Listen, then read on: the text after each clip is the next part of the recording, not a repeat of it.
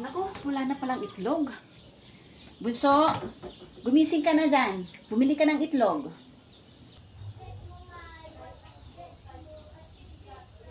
Bunso, sige na. May sukli na 20, sa'yo na lang.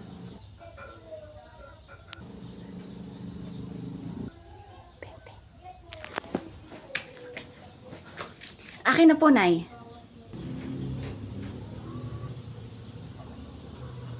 ₱100 to, bili ka ng 10 piraso. Akin na po, Nay. May sukli po na 20, Nay? Oo, anak. Sige na, bumili ka na. Yes, may 20 pesos ako dito. May pang ice cream na ako. Alingling, 10 itlog nga po. Bayad ko po. O, akin na. O, ito na yung itlog na 10 piraso. Akin na po. Pabili po ng itlog na 5 piraso tapos tuyo. O, ito na sana yung bayad mo. Ito po. Alingling, pabili nga po ng meatloaf na 2. Bayad ko po. O, ito na yung meatloaf mo. Yung sukli mo. Ay, oo nga pala. O, Salia, ba't nandyan ka pa? Iyon mo na yung itlog. Baka inaantay ka na ng nanay mo. Yung po, ano ba yon? May bibilhin ka pa ba? Wala na po, inaantay ko lang po yung sukli ko na 20. Wala kang sukli, Neng. Saktong 100 yung 10 piraso na itlog. Ganun po ba? Sabi po kasi ni nanay may 20 pa na sukli eh. Sinabi lang yan ng nanay mo para mautusan kang bumili. Ay, ganun po ba? Kasi nanay. Magkano po isang itlog nyo? 10 piso isa, Neng.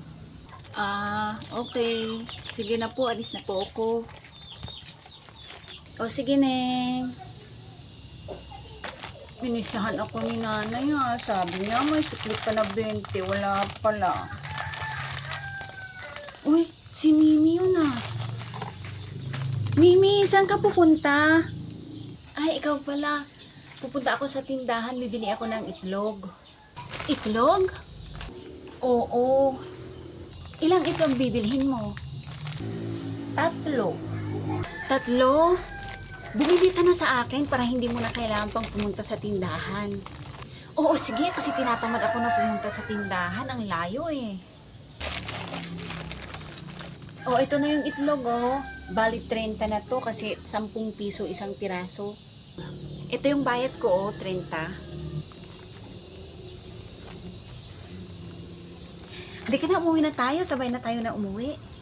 O sige, sabay na tayo. Nay! Oh, ba't ang tagal mo? Naghanap pa ako ng itlog, Nay 7 lang po kasi yung nandun kay Alingling. Kaso wala po akong mahanap, Nay. Talaga? Or sinadya mong bumili ng 7 lang? Hindi po, Nay. Ang totoo po, bininta ko po kay Mimi yung 3 na itlog. Sabi niyo po kasi may 20 na sukli, wala naman pala. Ikaw talaga, anak, May 30 ako.